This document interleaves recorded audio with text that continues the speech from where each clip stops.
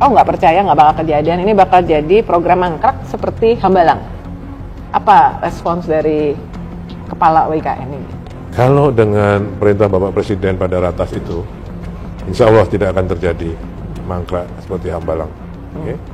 Insya Allah tidak, karena memang beliau tegas memerintahkan, apalagi sudah menyiapkan anggaran besar seperti itu, masa mau mangkrak, ya kan? Itu menjadi tanggung jawab saya untuk mewujudkan cita-cita. Mudah-mudahan kalimat saya nggak salah, cita-cita kita semua untuk mempunyai ibu kota yang baru di IKN. Insya Allah.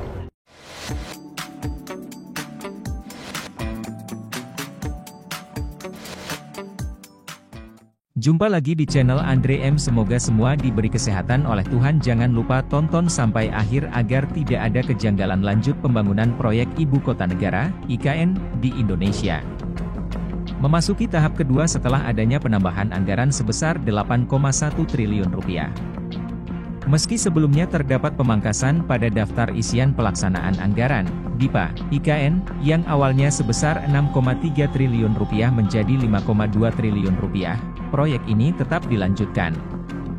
Pembangunan tahap kedua direncanakan berlangsung selama periode 2025 hingga 2029. Kepala Otorita IKN, OIKN, Basuki Hadimulyono, mengungkapkan bahwa penambahan anggaran ini merupakan respons dari dukungan Presiden Prabowo Subianto dan menteri-menteri terkait. Total anggaran yang kini direncanakan mencapai 14,4 triliun rupiah, yang adalah bagian dari total anggaran IKN sebesar 48,8 triliun rupiah. Kami diminta oleh Bapak Presiden Prabowo dan menteri-menteri lain untuk mempersiapkan dokumen tambahan anggaran sebesar 8,1 triliun rupiah, sehingga total mencapai 14,4 triliun rupiah, yang mana ini bagian dari 48,8 triliun rupiah, terang Basuki saat ditemui wartawan setelah rapat dengar pendapat, RDP, Komisi 2 Dewan Perwakilan Rakyat, DPR, RI, Rabu, 12 Februari 2025, dikutip dari CNBC Indonesia. Pendanaan untuk proyek IKN tidak hanya bergantung pada anggaran pemerintah, tetapi juga melibatkan investasi swasta. Kerjasama antara pemerintah dan badan usaha, KPBU, diproyeksikan akan menghasilkan nilai investasi yang signifikan. Untuk tahap kedua, terdapat tambahan dari kerjasama ini sebesar 60,93 triliun rupiah serta investasi swasta senilai 6,49 triliun rupiah. Berikut data 6 proyek yang sedang dalam tahap finalisasi studi kelayakan dari sumber KPBU, 1 pembangunan perumahan dan apartemen oleh pengembang yang berbeda. Di antaranya adalah 109 unit rumah tapak dan 41 tower apartemen yang dikerjakan oleh PT Intiland Development Tbk, DILT, dengan nilai investasi 33,03 miliar rupiah. 2 PT Nindya Karya berencana membangun 8 tower apartemen dengan nilai investasi sebesar 2,6 miliar rupiah. 3 ada juga 8 tower apartemen oleh PT Perintis Trinity Property Tbk, TRIN, dengan nilai investasi sebesar 2,5 miliar rupiah. 4. Ijemcek membangun 20 tower apartemen senilai 3,4 miliar rupiah. 5. Terdapat 10 tower apartemen oleh Maxim Global Berhad yang bernilai 4,4 miliar rupiah. 6. PT Ciputra Nusantara juga melakukan investasi senilai 5 miliar rupiah dalam membangun 10 tower dan 20 unit rumah tapak. Selain proyek di atas, terdapat 7 proyek KPBU yang saat ini dalam tahap penyiapan, yaitu 1. Ada 6 proyek pembangunan infrastruktur jalan dan MUD dengan estimasi panjang mencapai 138,6 km. 2. Kemudian, ada pembangunan pembangkit listrik tenaga surya, PLTS, oleh Abu Dhabi Future Energy Company PJSC Masdar dengan kapasitas 200 MW, MW, senilai 300 juta AS$. Anggaran IKN sebesar Rp48,8 triliun merupakan anggaran pembangunan tahap 2 yang akan dilaksanakan pada periode 2025 hingga 2029. Putusan ini didasari hasil rapat terbatas, ratas, pada 1 Januari 2025 dan 3 Februari 2025. Pada saat itu Pak Presiden telah menyetujui anggaran otorita IKN Rp48,8 triliun. Kalau efisiensi ini hanya untuk DIPA dari awal Rp6,3 triliun menjadi Rp5,2 triliun, imbuh Pak Basuki dalam keterangan yang diberikan. Lanjut. Pak Menhan, ya, untuk kelanjutan ke depannya untuk IKN nanti di masa pemerintahan Bapak. Pasti kita selesaikan. Dan ya walaupun memang rencana garis besarnya kalau tidak salah belasan tahun ya, atau kalau tidak salah pernah disebut berapa puluh tahun kan, sebagaimana ibu kota negara lain kan juga sangat panjang. Kita juga tidak boleh memaksakan, tapi kalau saya optimis ya dalam 5 tahun saya kira sudah berfungsi dengan sangat baik. Kalau saya bukan ahli teknik ya, tapi saya lihat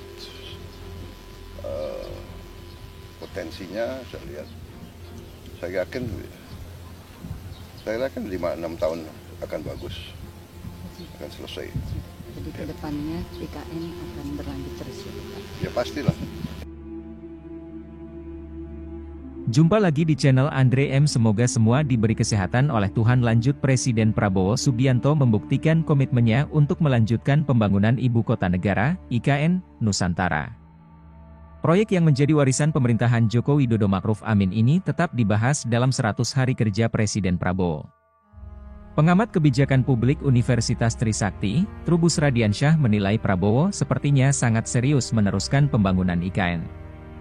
Terlihat dari adanya alokasi anggaran pembangunan IKN untuk periode 2025 hingga 2029 yang mencapai 48,8 triliun rupiah. Prabowo melaksanakan perintah undang taat pada konstitusi kan, yang sudah ditetapkan mengenai IKN. Nah itu beliaunya berusaha keras meyakinkan kepada masyarakat kita bahwa termasuk investor bahwa IKN itu lanjut, ujar dia saat dihubungi liputan6.com, Jumat, 24 Januari 2025.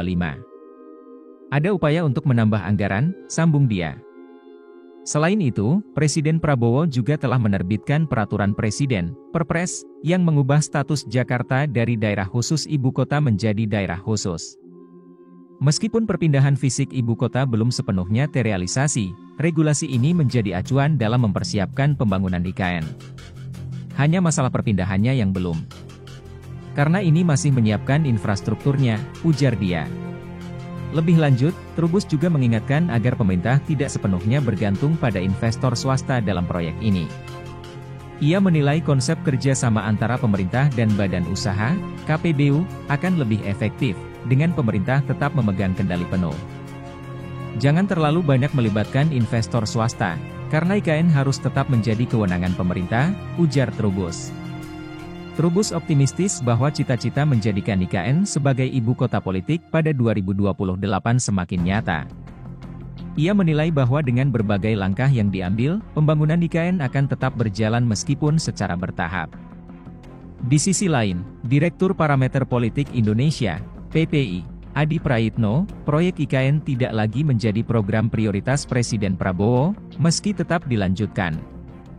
Dia menilai bahwa Prabowo lebih memfokuskan perhatian pada program-program yang langsung menyentuh kebutuhan masyarakat, seperti makan bergizi gratis, MBG, pemeriksaan kesehatan gratis, dan program rumah rakyat. Secara politik pindah ke IKN itu tak terlihat prioritas, skala prioritasnya mulai dikurangi. Karena pemerintahan Prabowo sepertinya lebih memprioritaskan program merakyat yang membutuhkan anggaran besar, ujar dia saat dihubungi liputan6.com, Jumat, 24 Januari 2025. Per hari ini parlemen dan partai tak seheboh dulu urusan IKN. Kelihatan landai dan tak terlampau sesemangat parlemen dulu. Dari segi pembicaraan pun juga mulai sepi tak seramai dulu, sambung Adi. Adi justru menyarankan Prabowo meninjau kembali urgensinya untuk melanjutkan pembangunan IKN mengingat banyak program strategis lain yang lebih bermanfaat untuk rakyat. Keberlanjutan proyek IKN, menurutnya, dapat memberikan citra positif bagi Prabowo asalkan tidak mengganggu program-program prioritas lainnya. Jika IKN mengganggu program-program lain, itu bisa berisiko negatif bagi citra Prabowo di mata publik. Tapi yang jelas ini tuh sangat kentara warna Jokowi. Publik berharap Prabowo lebih menonjolkan program utama dan unggulan Prabowo, ujar Adi. Lanjut pembangunan Ibu Kota Nusantara, IKN, di Kalimantan Timur masih terus berjalan. Seperti apa sih progresnya hingga akhir tahun ini? Menurut PLT Deputi Sarana dan Prasarana Otorita IKN, Danis Hasumadilaga, hingga 12 Desember 2024, perkembangan proyek IKN Batch 1 sudah mencapai 96%, Batch 2 di angka 77%, dan Batch 3 hampir mencapai 30%. Data dari UIKN juga menunjukkan ada sekitar 109 paket pembangunan yang dibiayai APBN sejak 2020, dengan keseluruhan progres mencapai sekitar 61%. Per 12 Desember, Batch 1 sudah hampir 97%. Pak Kepala UIKN juga selalu bilang sudah lebih dari 95%, ujar Danis saat ditemui Detikcom di kantor UIKN, Jakarta, pada Selasa, 17 Desember 2024. Danis juga memaparkan beberapa proyek besar yang sudah rampung menjelang akhir tahun ini, seperti Bendungan Sepaku Semoy, Intake Sepaku, Embung Mentawir, embung di kawasan inti pusat pemerintahan, KIP, dan Sumbu Kebangsaan sisi barat serta timur. Meskipun demikian, ada beberapa proyek yang masih berlanjut hingga 2025, salah satunya adalah Gedung Kemenko 2. Memang ada beberapa proyek yang masih harus diteruskan tahun depan. Contohnya seperti Kemenko 2, yang sedikit tertunda karena ada proses retender, jelasnya. Pada 12 Desember, beberapa gedung pemerintah sudah menunjukkan progres yang signifikan. Misalnya, Kemenko 1 sudah mencapai 94,4%, Kemenko 3 hampir 96%, dan Kemenko 4 sudah 95,4%. Namun, untuk Kemenko 2, progresnya masih berada di angka 74,5%. Sementara itu, pembangunan Istana Wakil Presiden juga masih berlangsung, dengan progres mencapai 23,87% pada 12 Desember. Danis juga menyebutkan beberapa proyek yang ditargetkan selesai pada akhir bulan ini, antara lain Gedung Kementerian Sekretariat Negara dan Rumah Tapak Jabatan Menteri, RTJM. Secara keseluruhan, meski ada beberapa proyek yang berlanjut hingga tahun depan, pembangunan IKN menunjukkan kemajuan yang signifikan dan diharapkan dapat selesai sesuai target. Kita tunggu saja perkembangan selanjutnya.